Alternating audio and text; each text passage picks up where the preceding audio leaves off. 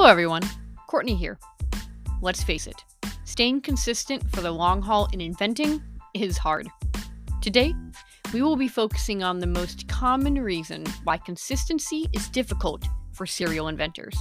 Put on your proton pack and get ready to combat the myth of motivation.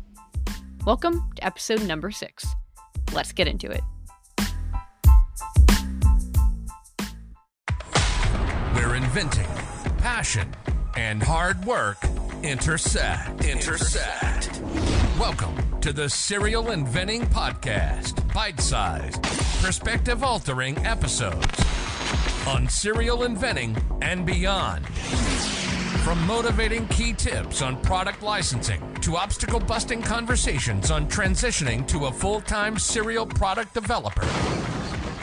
Buckle your seatbelt, because you're in for a ride. Warning, this podcast may motivate you to make wild decisions that will propel you forward in your inventing career and hijack more of your time for your passion. If you aren't ready to make it happen, then this podcast isn't for you.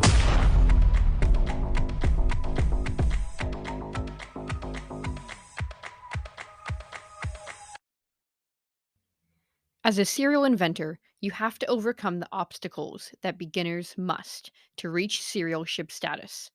Consistency is key to success. Yet even those who have over 10 hours a week that they can dedicate to inventing find it difficult. However, the most common reason why consistency is difficult still remains. And that reason is the madness of motivation. The excitement of learning a new skill and taking your most passionate product through the process is long gone. The more you invent and go through the process, the more stable you are with your emotions, which is good, yet motivation still comes and goes and is sometimes even harder now than ever. Many people rely on motivation solely to get something done, and when some days you don't feel like working on licensing, it's easy to get behind on your mental timeline for your aspirations. Your level of motivation is affected by many factors, often feeling quite uncontrollable. So, how do we grab the reins of motivation, or at least use other factors to keep us going when we feel unmotivated or uninspired? I believe the answer lies in what creates licensing deals. The number one reason why inventors don't get licensing deals, in my opinion, is because they lack persistence, and mostly in following up with companies and finding the right contact. And a lack of persistence often is due to a lack of discipline. As a society, we all seem to overcommit. It's almost like we are afraid of being by ourselves or not feeling like we are doing enough. I'm curious to see what would happen for those who overcommit themselves if they dropped a few things to see what opportunities open up for them in life. I have overcommitted as far as I can remember, and getting to a place where I have breathing room is quite an amazing life experience. But more on that at a later date. How does one create discipline? Some people create New Year's resolutions to try new things or do something consistently. But did you know that 92% of people fail their New Year's resolutions within that year? It doesn't work for most people. But the bright side of this is that it's not you, it's the approach, the system. Habits. Habits are what get you licensing deals. Habits create the discipline you need to succeed, but not just any kind, tiny ones. If you haven't read Tiny Habits, The Small Changes That Change Everything by BJ Fogg, and you struggle to form habits, I'd highly recommend you buy it. It just might be that transformation you need to get a licensing deal by means of consistent movement. Forming a habit is a process. To create discipline, you need to create tiny habits. In fact, according to Atomic Habits author James Clear, If you get 1% better each day for 1 year, you'll end up 37 times better by the time you're done. This is an amazingly simple process by way of marginal gains. You make very tiny improvements over a long period of time. Talk about success really being in the details. In fact, this is a phenomenon that goes across many disciplines. In Brazilian Jiu Jitsu, if you are in an inferior position about to be submitted, it's often the tiny micro movements that put you in a better position to defend.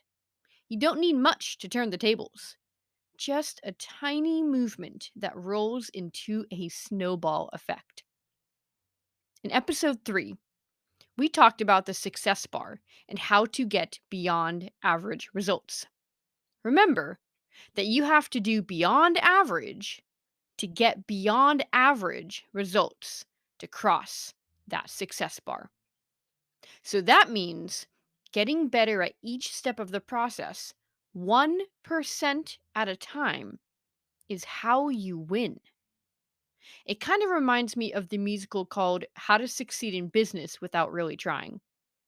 You are getting better, slowly, at a pace you barely recognize, forming habits that stick, generating more efficient, powerful movement without feeling emotionally taxed or overworked.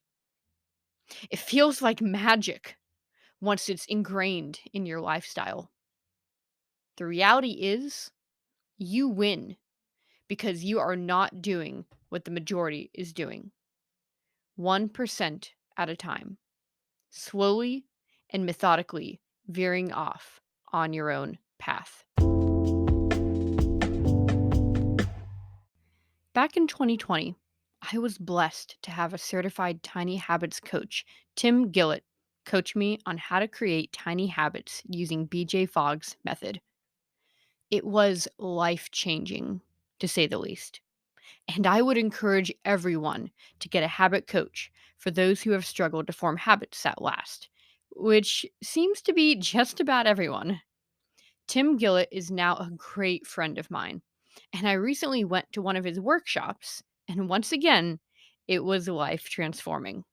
Talk about paradigm shifts through tiny habits. You need to mentally train yourself. It's hard to create discipline, but you can do hard things through the magic of tiny habits. Let's break it down and get a brief crash course on how tiny habits are formed. As we just talked about, motivation is fleeting. BJ Fogg actually calls this the motivation monkey. He likes to describe it as such. Motivation is like a party animal friend. Great for a night out, but not someone you would rely on to pick you up from the airport. When forming a habit, he uses a formula he created called the Fogg Behavior Model. This formula is B equals MAP. That is, to change a behavior, you will need M, motivation, A, ability, and a P, prompt. Now that we understand what you need to change a behavior, we need to understand the anatomy of a tiny habit through an acronym called ABC: anchor, behavior, and celebration. Let me give you an example. Let's say I want to form a habit of pitching every day.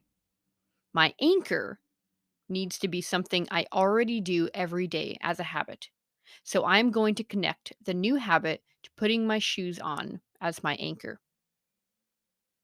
Now, my behavior has to be tiny. So I am going to then, after my anchor, go to my computer, which is near my shoes because I placed them next to my desk the night before I go to sleep, and spend 30 seconds copying and pasting one company email into a templated outreach email and pressing send. This will be my base behavior. The goal is to make it too easy to not do. For those of you who are or have been my students, you might recall this in our pitching conversations as lowballing a pitching goal. Now, this tiny behavior should take 30 seconds, if not less, for your base behavior. Now, if you end up doing more than 30 seconds, great, but that's not the goal. The goal is to spend 30 seconds every day forming a habit. If you master this 30-second habit after a few weeks, you can always graduate to a 1 minute habit and eventually to an even longer habit. But jumping to a longer habit too quickly is a really good way to destroy all chances of cementing a small one. The point is a tiny habit. Have patience with it. And lastly, my celebration will be bringing my hands above my head in a fist pumping action and smiling to create that dopamine hit to solidify that tiny habit. So, my habit sentence would be every time I put my shoes on in the morning, I will send one email to a company and fist pump the air in celebration. Being able to accomplish something right off the bat early in the day is a victory everyone should be able to feel.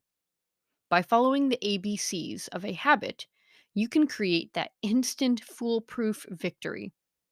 When you aggregate marginal gains, it leads to success in any discipline, and in our case, an inventing victory. You need discipline to make those 1% changes. And when it leads to victory, you want to do it again. It's a feedback loop. Small gains reinforce the discipline you need to succeed.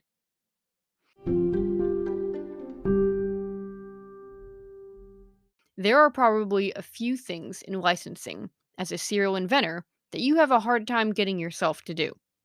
By having a system of creating tiny habits, you won't have to worry about fleeting motivation anymore.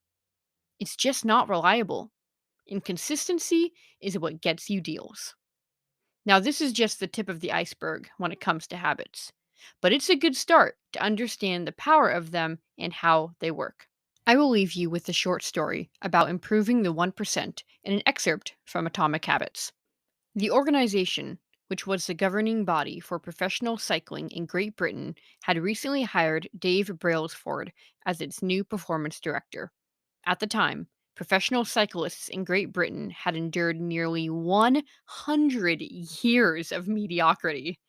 Since 1908, British riders had won just a single gold medal at the Olympic Games, and they had fared even worse in cycling's biggest race, the Tour de France. In 110 years, no British cyclist had ever won the event. In fact, the performance of British riders had been so underwhelming that one of the top bike manufacturers in Europe refused to sell bikes to the team because they were afraid that it would hurt sales if other professionals saw the Brits using their gear. Brailsford had been hired to put British cycling on a new trajectory. What made him different from previous coaches was his relentless commitment to a strategy that he referred to as the aggregation of marginal gains, which was the philosophy of searching for a tiny margin of improvement in everything you do. Brailsford said, the whole principle came from the idea that if you broke down everything you could think of that goes into riding a bike and then improve it by 1%, you will get a significant increase when you put them all together. Brailsford and his coaches began by making small adjustments you might expect from a professional cycling team. They redesigned the bike seats to make them more comfortable and rubbed alcohol on the tires for a better grip. They asked riders to wear electrically heated overshorts to maintain ideal muscle temperature while riding and used biofeedback sensors to monitor how each athlete responded to a particular workout. The team tested various fabrics in a wind tunnel and had their outdoor riders switch to indoor racing suits, which proved to be lighter and more aerodynamic. But they didn't stop there. Brailsford and his team continued to find 1% improvements in overlooked and unexpected areas. They tested different types of massage gels to see which one led to the fastest muscle recovery. They hired a surgeon to teach each rider the best way to wash their hands to reduce the chances of catching a cold. They determined the type of pillow and mattress that led to the best night's sleep for each rider. They even painted the inside of the team truck white, which helped them spot little bits of dust that would normally slip by unnoticed but could degrade the performance of the finely tuned bikes. As these and hundreds of other small improvements accumulated, the results came faster than anyone could have imagined. Just 5 years after Brailsford took over, the British cycling team dominated the road and track cycling events at the 2008 Olympic Games in Beijing, where they won an astounding 60% of the gold medals available. 4 years later, when the Olympic Games came to London, the Brits raised the bar as they set 9 Olympic records and 7 world records. That same year, Bradley Wiggins became the first British cyclist to win the Tour de France. The next year, his teammate Chris Froome won the race, and he would go on to win again in 2015, 2016, and 2017, giving the British team 5 Tour de France victories in 6 years. During the 10-year span from 2007 to 2017, British cyclists won 178 world championships and 66 Olympic or Paralympic gold medals and captured 5 Tour de France victories in what is widely regarded as the most successful run in cycling history. Just think how much you could accomplish with tiny improvements through creating tiny habits with your licensing lifestyle. Serial inventors don't have time to waste. We need to rely on tried and true methods to get done what we need to get done. Tiny Habits is a great tool for your toolbox. And if you need some extra help forming your habits like I did, I left Tim's website in the show notes. I will leave you with a simple quote from entrepreneur and author Jim Rohn. Success is a few simple disciplines practiced every day, while failure is simply a few errors in judgment repeated every day. So, what tiny habit will you be creating this week? Thanks for tuning in and taking a few bites with me today. And remember, serial inventors don't make excuses, they make it happen. See you soon.